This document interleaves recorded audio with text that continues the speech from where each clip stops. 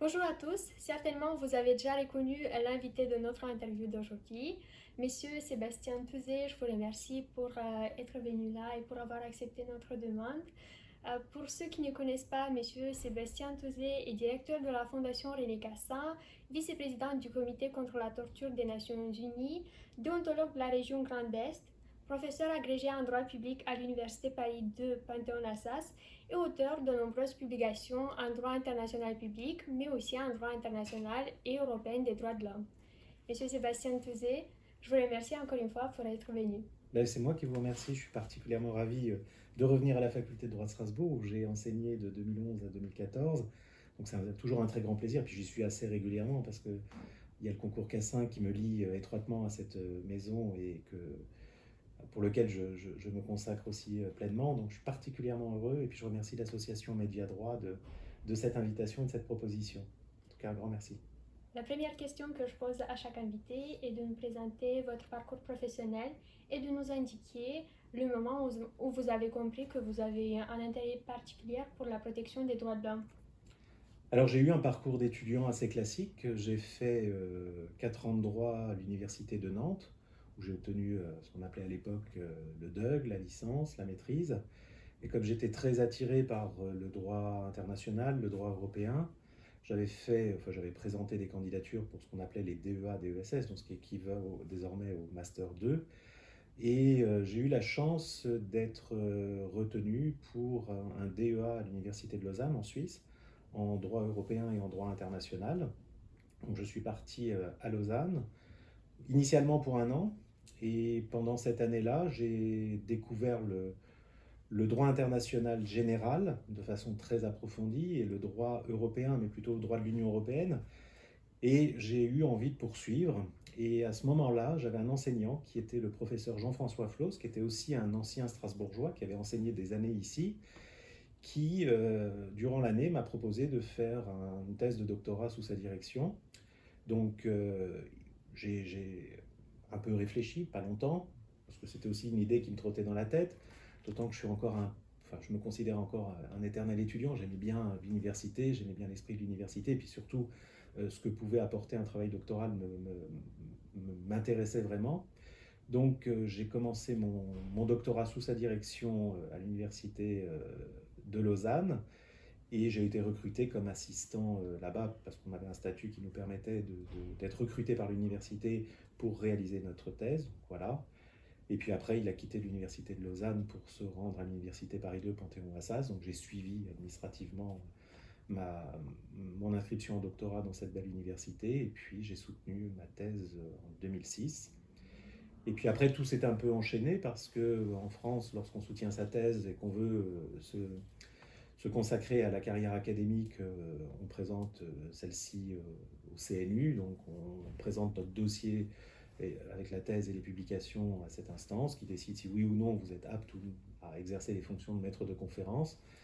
Ce CNU a dit oui en ce qui me concerne, donc j'ai été qualifié aux fonctions de maître de conférence, à la suite de quoi j'ai été recruté à l'université Paris 10 Nanterre, où j'ai exercé pendant un an ces fonctions de maître de conférence, tout en passant en parallèle le concours national d'agrégation en droit public,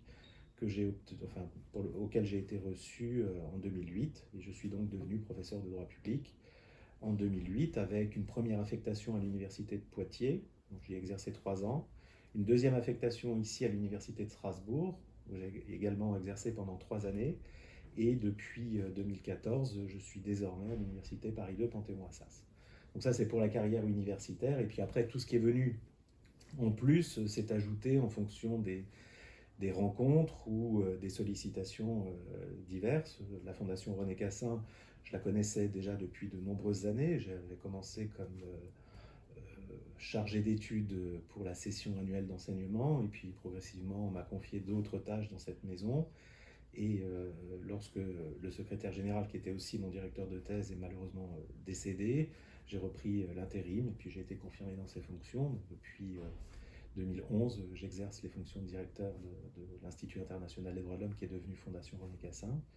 Et puis en ce qui concerne les Nations Unies, c'est arrivé, je dirais, en fonction des différents écrits, des différentes implications que j'avais déjà dans le domaine des droits de l'homme. Le ministère de l'Europe et des Affaires étrangères m'a saisi pour savoir si j'acceptais d'être candidat à cet organe de traité des Nations Unies. J'ai accepté et puis j'ai donc été élu en 2016 pour la première fois et puis plus récemment en 2020.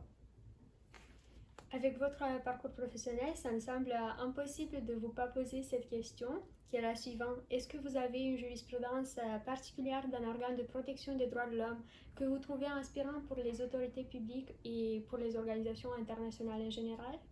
Alors, c'est une question qui est vraiment intéressante, du moins la manière dont elle est tournée, parce que les autorités publiques ou les organisations internationales, je crois qu'il y a un principe qui doit être rappelé de façon constante en droit international des droits de l'homme, c'est le principe de la subsidiarité. J'y crois profondément. Pour la Convention, c'est un principe qui est désormais inscrit dans le préambule, dans le cadre du protocole 15, c'était en effet une des modifications apportées au préambule de la Convention. Désormais, la subsidiarité est formellement exprimée dans le texte, mais elle l'a été dans l'affaire de la linguistique belge, où la Cour européenne des droits de l'homme a relevé à juste titre deux évidences qui sont en réalité deux principes directeurs.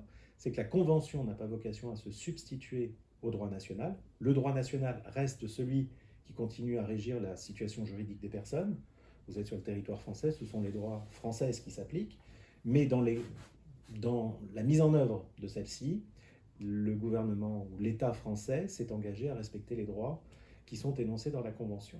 Ça, c'est la logique de la subsidiarité que je qualifie, moi, de normative. Et c'est la linguistique belge qui nous l'apprend. Le deuxième principe, c'est la subsidiarité institutionnelle. C'est pas parce qu'il y a une Cour européenne des droits de l'homme que celle-ci a la possibilité de se substituer aux autorités nationales. C'est une Cour qui est là uniquement pour déterminer si l'État s'est conformé à ses obligations au titre de la Convention. Donc elle n'est pas là pour se substituer aux autorités nationales, elle est là pour exercer un contrôle de conformité des pratiques internes avec les obligations internationales de l'État. Donc c'est en plus le point de départ de chaque enseignement que je donne en droit de la Convention européenne des droits de l'homme, c'est cet arrêt, l'arrêt de la linguistique belge. Merci pour votre réponse.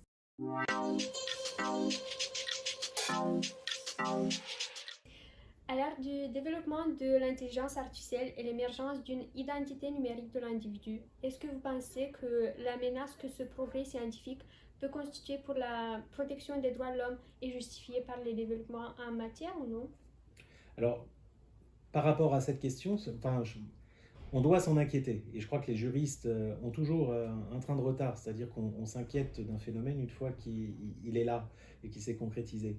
Et ce sujet, d'ailleurs, sur les nouvelles technologies, avait été le centre du cas pratique du concours René Cassin il y a quelques années, savoir si on pouvait se servir de l'intelligence artificielle dans la justice. Est-ce que les juges pouvaient se voir substitués par des ordinateurs pour rendre des décisions, ou est-ce que les juges pouvaient être aidés à la décision par des algorithmes qui leur permettaient de faciliter le travail et la décision.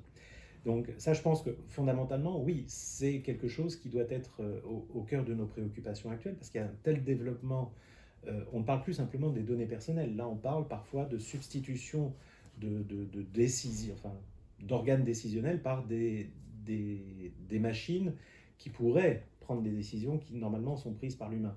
Donc là, je crois qu'il faut bien réfléchir à tout ça, parce que le comportement du juge peut être très subjectif, on peut le regretter parfois, mais il y a quand même ici une donnée fondamentale, c'est que la justice doit être aussi humaine. Donc là, pour moi, ça c'est un enjeu. Après, sur l'intelligence artificielle, il est évident qu'on ne peut pas laisser faire à celle-ci tout ce qui pourrait être possible de faire. Donc il y a un cadre, encore une fois, qui doit être là, et les droits et les libertés individuelles doivent être respectés dans la mise en œuvre ou du moins dans les applications de ces intelligences artificielles. Donc ça, pour moi, vraiment, c'est fondamental. Donc la grande menace pourrait être l'automaticité des mécanismes dans l'appréciation des cas de l'espèce.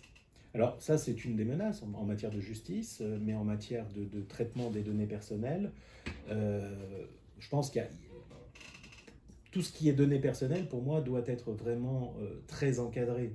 On ne peut pas utiliser tout ce qu'on sait sur les personnes, surtout à des fins commerciales, comme on voit déjà le cas. Je veux dire, vous avez tous un téléphone portable, un smartphone, on sait où vous êtes. Dès que vous vous approchez de certaines boutiques, paf, il y a un petit flash qui apparaît parce que voilà, vous avez la carte de fidélité qui a été intégrée dans votre téléphone et quand voilà, vous approchez d'une certaine marque de café, paf, il y a ce message, venez prendre un café chez nous, autrement dit, venez acheter chez nous.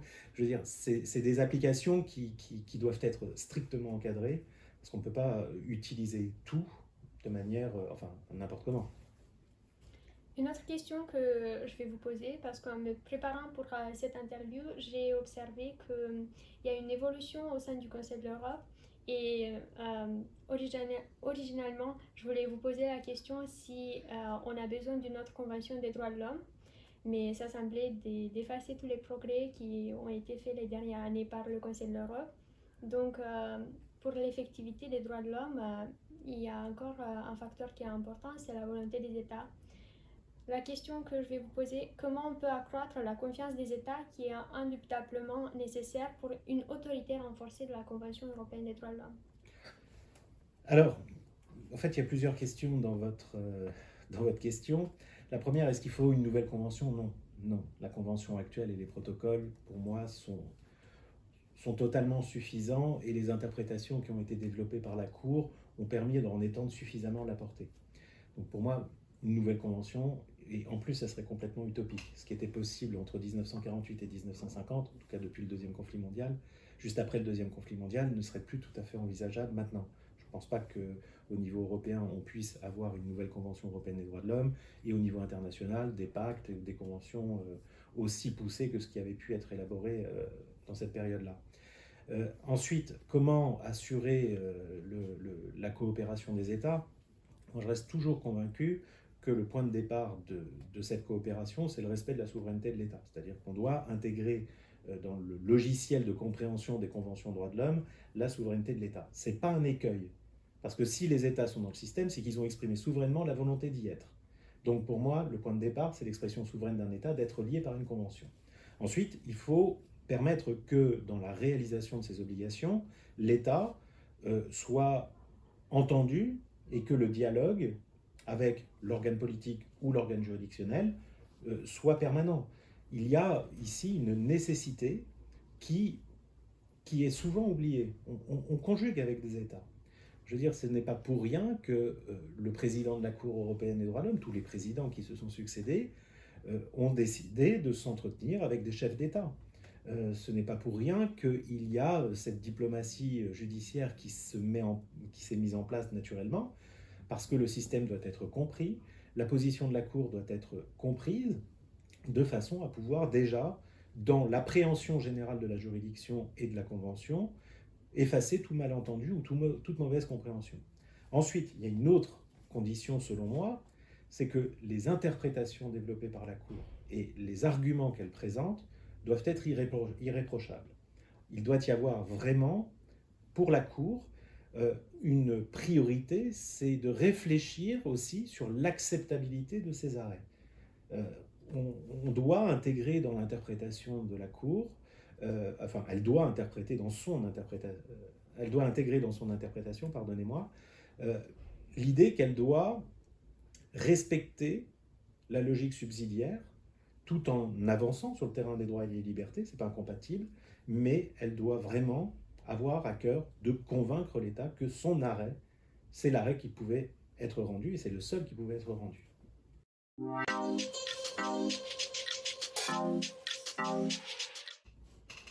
Cette question vous sera adressée plutôt en qualité de vice-président du comité contre la torture des Nations Unies. Dans ses observations finales sur le rapport présenté par la Pologne en 2019, le comité a indiqué le caractère insuffisant des autorités polonaises d'identifier les demandeurs d'asile qui sont les victimes de la torture et de manque de protection des soins adéquats. Toujours dans ses observations, le comité a recommandé au gouvernement polonais de s'abstenir de placer les demandeurs d'asile qui sont victimes de la torture dans les centres surveillés.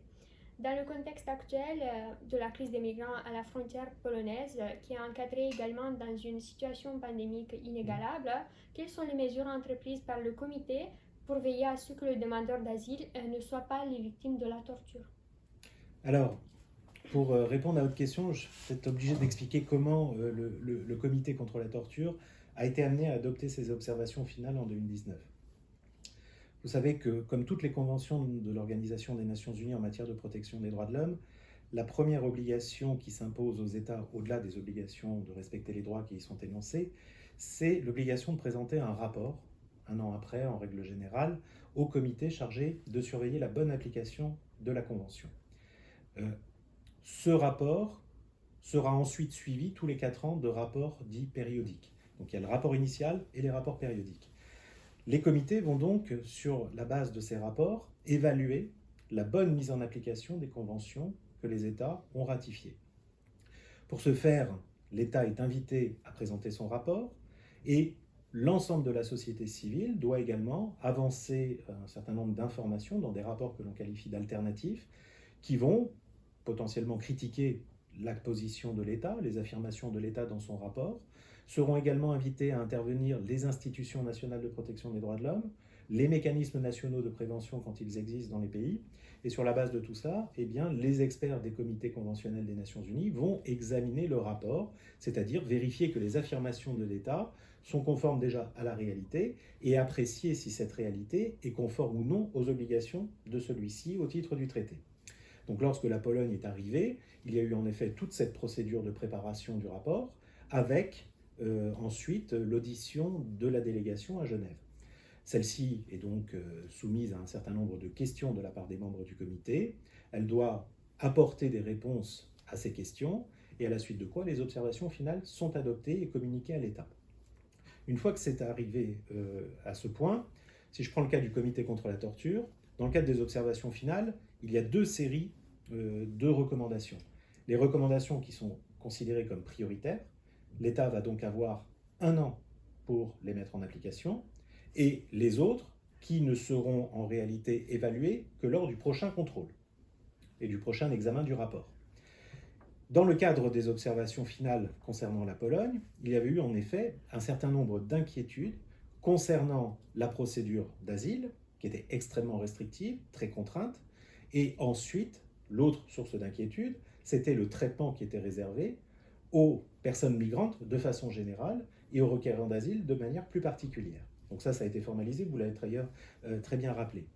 Une fois que ces observations finales ont été rendues, ça ne s'arrête pas là, on n'attend pas 4 ans, on ne ferme pas le dossier et puis on se dit on verra dans 4 ans. Il y a ce qu'on appelle une procédure de suivi, c'est-à-dire que pendant les 4 ans, on va se tenir évidemment informé de la situation, on va demander très régulièrement, enfin à période régulière, des comptes à l'État, où est-ce que vous en êtes de la mise en application de ces recommandations, et quand il y a une crise qui surgit au sein d'un État, c'est le cas pour la Pologne, eh bien, décision est prise dans l'organe conventionnel de saisir l'État en lui demandant ce qu'il fait, compte tenu de la crise, pour respecter ses obligations conventionnelles. Autrement dit, dans la situation que vous évoquez, le comité contre la torture va saisir l'État et lui demander si, oui ou non, il respecte ses obligations conventionnelles et comment il y parvient. Donc c'est une procédure de suivi. Ce n'est pas du tout contraignant. L'État peut parfaitement ne pas nous répondre. Mais bon, lorsque l'on est inscrit, comme c'est le cas dans la majorité des cas, dans un dialogue permanent avec l'État, ça permet de surveiller la situation.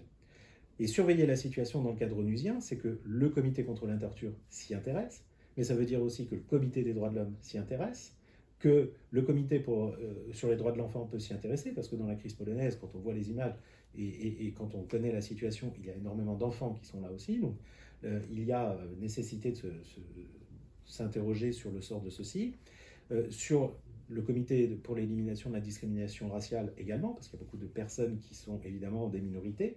Donc là, je dirais, tous les comités réagissent de la même manière, donc il y a une machine onusienne qui se met en route, machine onusienne qui va être ensuite relayée par d'autres organes onusiens, le Conseil des droits de l'homme, qui est l'assemblée qui regroupe 47 États élus et qui va avoir justement pour fonction de surveiller la bonne application des conventions internationales en matière de protection des droits de l'homme, et ils vont adopter des résolutions. Il y a des groupes de travail qui ont été organisés et mis en place par le Conseil des droits de l'homme et qui vont pouvoir intervenir. Donc là, c'est toute une batterie de mesures qui vont pouvoir être prises par différents acteurs. Donc voilà, la situation est suivie, elle est connue, elle est suivie, elle est documentée. Les Nations Unies ont des informations de terrain, les associations enfin les organisations non gouvernementales nous saisissent également, donc on intervient de cette façon-là. Donc il y a une pression qui est mise maintenant sur la Exactement. Pologne par toute la collaboration des différents comités. Alors, il n'y a pas vraiment une collaboration. On n'appelle pas le comité des droits de l'homme en disant on va intervenir sur la Pologne ou on va intervenir contre cet État. Parfois, ça peut exister. Parce qu'on a des exemples là enfin, récemment, lors de la dernière session, on s'est associé avec le sous-comité pour la prévention de la torture pour intervenir concernant la situation en Équateur.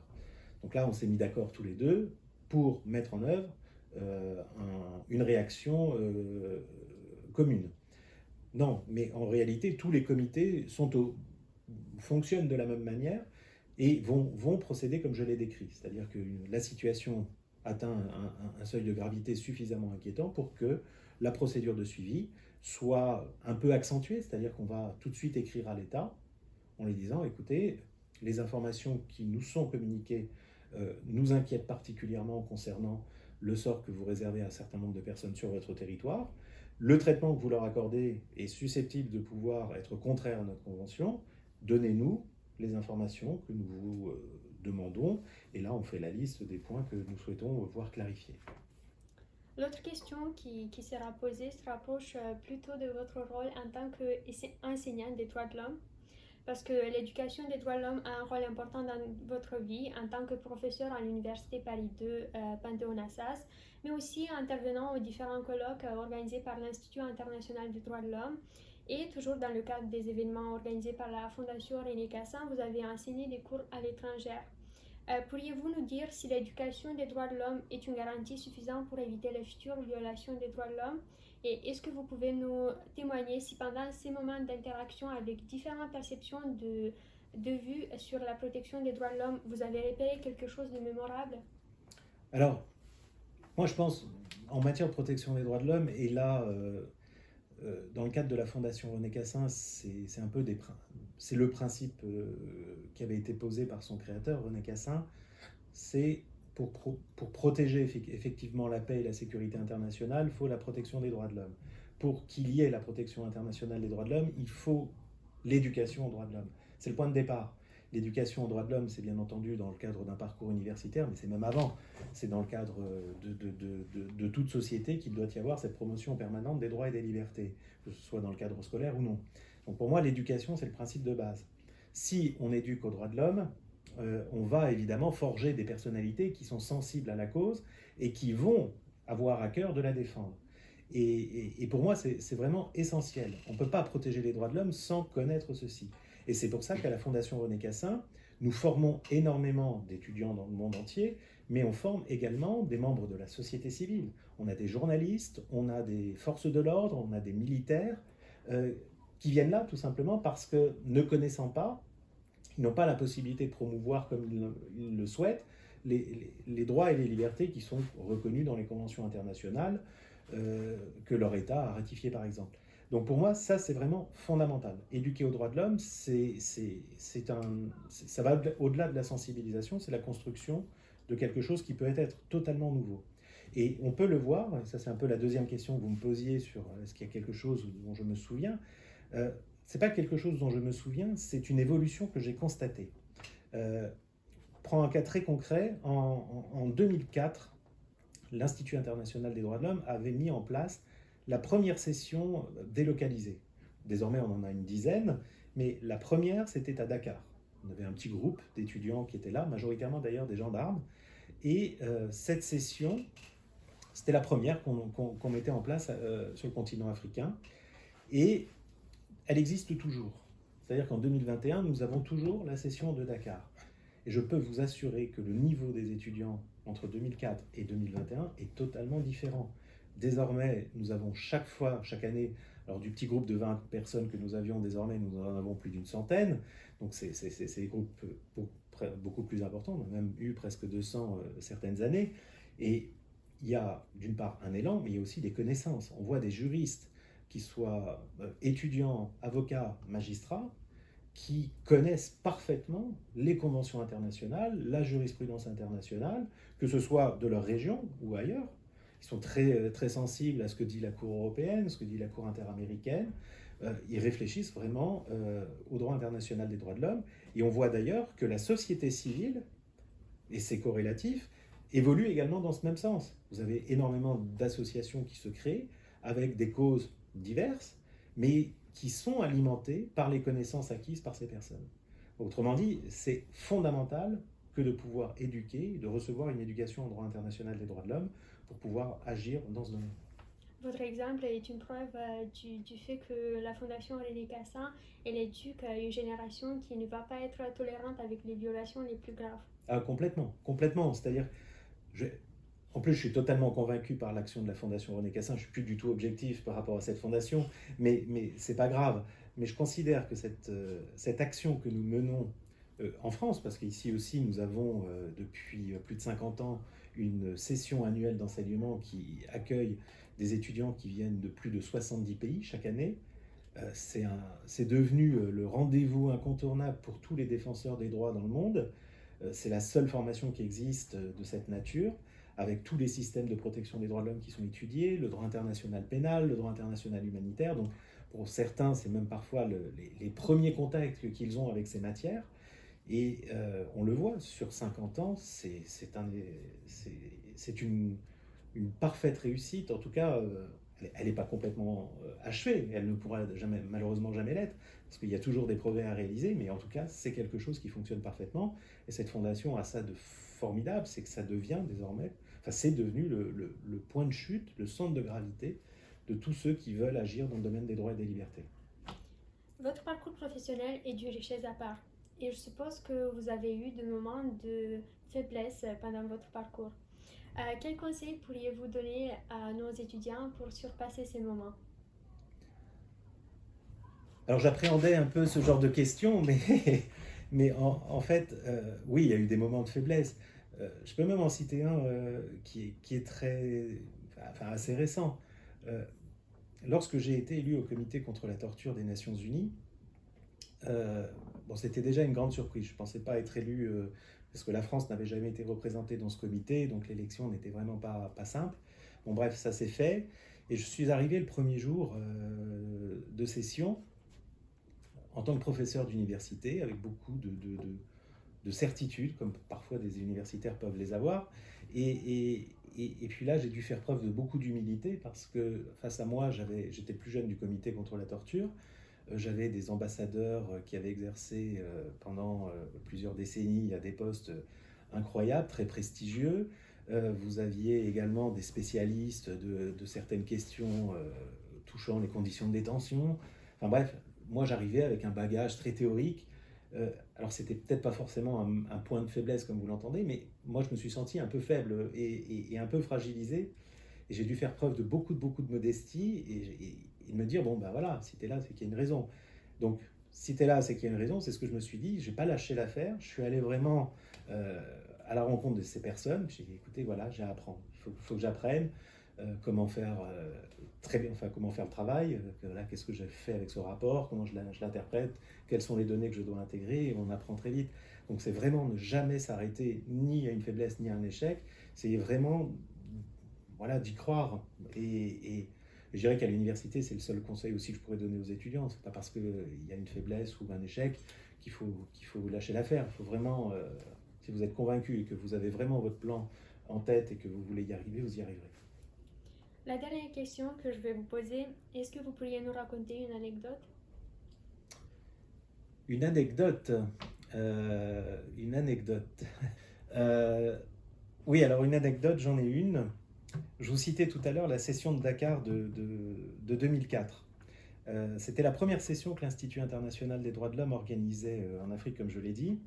Et le président de l'époque, qui était d'ailleurs un ancien professeur de l'université de Strasbourg, qui était le doyen Gérard Cohen-Jonathan, qui a été même président de l'université Robert Schuman à l'époque, et le secrétaire général de l'Institut international des droits de l'homme, qui était Jean-François Floss, aussi professeur ici à Strasbourg, m'avait envoyé donc à Dakar pour organiser sur place la session qui durait 2 semaines.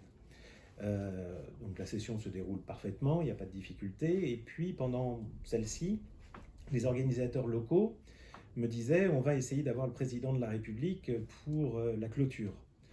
Alors, pensais un peu en tant que Français, c'est-à-dire président de la République pour une session de formation de 15 personnes, enfin de 20 personnes, on ne va pas faire déplacer un chef d'État pour ça quand même. Et puis, plus le temps avançait dans la session, et plus je les voyais un peu s'affairer, et puis me dire, oui, oui, c'est bon, on a la confirmation, il y aura le président de la République, qui était Abdoulaye Wade à l'époque, il y aura son Premier ministre, qui est Macky Sall, enfin qui était Macky Sall, qui est d'ailleurs l'actuel chef d'État sénégalais, il y aura une partie du gouvernement, la Cour constitutionnelle, c'est n'importe quoi, ils ne vont pas faire venir là toutes ces personnalités pour 15 jours de formation en droits de l'homme organisée par l'Institut international des droits de l'homme. Mais bon, ça devient de plus en plus précis et je m'inquiète un peu parce que moi j'étais un petit doctorant, j'avais 3 ans de thèse, j'étais pas, voilà, j'avais pas fonction de représentation de l'institut. J'étais là uniquement pour gérer la salle de cours, les relations entre les professeurs et les participants. Bref, j'étais la petite main. Et puis je vois la chose se confirmer. Et j'appelle quand même par acquis de conscience le président de l'Institut, donc oui, bonjour Monsieur le Président. On m'apprend que le chef de l'État sénégalais sera présent à la clôture. Est-ce que vous pourriez venir au Sénégal? Parce qu'en termes de représentation, c'est quand même un problème. Si c'est comme moi, il me dit non, non, non, non, je vais vous envoyer quelque chose par écrit, vous le lirez, vous le ferez très bien. Bon, j'appelle le secrétaire général en espérant avoir un peu plus de chance avec lui. Et je m'entends dire par Jean-François Floss qui non, non, non, non, vous le ferez très bien. Si le président a dit qu'il vous envoyait quelque chose, il vous enverra quelque chose. Et à l'époque, il n'y avait pas tous les mails comme ça, enfin aussi simplement au Sénégal du moins.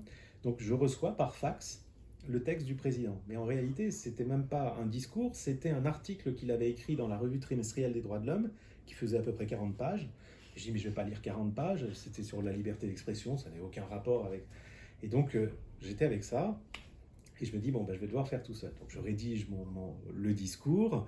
Heureusement, sur place, j'avais quelques contacts qui m'avaient aidé pour formuler les choses de façon officielle, diplomatique et très protocolaire.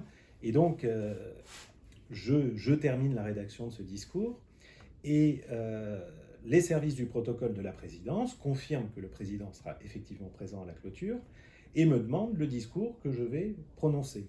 Bon, un peu naïf, je donne le discours que je vais prononcer et arrive enfin le jour de la clôture, et c'est en effet un grand événement. On était dans un hôtel à Dakar, un très grand hôtel, magnifique, un grand décorum, et les voitures officielles se succèdent, et en effet, le président de la République du Sénégal arrive, le Premier ministre arrive, et la cérémonie débute. Et dans le cadre de celle-ci, il y avait un invité un peu particulier, je ne sais pas si vous le connaissez, il s'appelait Kéba Mbaye, c'était l'ancien président de la Cour suprême du Sénégal. C'est quelqu'un qui avait beaucoup travaillé pour les droits de l'homme en Afrique, sur le système africain de protection des droits de l'homme. Il est également au CIO, enfin voilà, il a une carrière internationale et à la Cour internationale de justice, carrière internationale et fabuleuse. Et il était assis juste à côté de moi. Et je le connaissais un petit peu parce qu'il était membre de l'Institut international des droits de l'homme. Et donc, on se salue, j'étais mort de trouille. Je veux dire, il y avait déjà une partie du gouvernement, le président qui était là, le Premier ministre qui était là, et dans l'ordre de prise de parole, il y avait le président et il y avait moi. Et le président se lève, va à la chaire et commence à prononcer son discours. Et figurez-vous que quand j'écoutais son discours, je me rendais compte qu'il était en train de lire le mien en réalité. C'est-à-dire que ses services avaient tout simplement repris mes phrases et l'avaient mis sur le sien. Et là, je commence un peu à avoir un grand moment de solitude, évidemment, parce que je dis, je ne vais quand même pas répéter ce qu'a dit le président de la République. Et donc, je me suis retrouvé à griffonner. Et là, juste à côté de moi, donc Kéba Mbaye, il me dit, vous avez un problème, monsieur Touzé? Et je dis, bah oui, il est en train de lire mon discours. Donc, et là, il a récupéré mes notes, il m'a fait quelques bafouilles comme ça. Il a changé un peu la tournure des phrases en essayant de dire un peu la même chose sans répéter ce qui venait d'être dit. Et une fois que le président a fini, il m'a rendu mes feuilles et il m'a dit, c'est bon, vous pouvez y aller. Et là, j'avais un discours que j'ai lu, encore une fois complètement terrorisé. Bon, ça s'est bien passé finalement, mais voilà, ça a été à la fois un moment d'incrédulité complet, de stress, mais bon, après, une fois que c'est terminé, voilà, j'ai une anecdote à vous raconter. Monsieur Touzé, je vous remercie pour cette interview enrichissante et pour avoir sacrifié un peu de votre temps pour répondre à nos questions. Ben, c'est moi qui vous remercie. J'ai été très heureux de m'entretenir avec vous et de participer ainsi aux activités de Média Droit. Un grand merci à vous. Chers étudiants, je vous invite à regarder les autres interviews avec les professionnels de droit international et droit européen.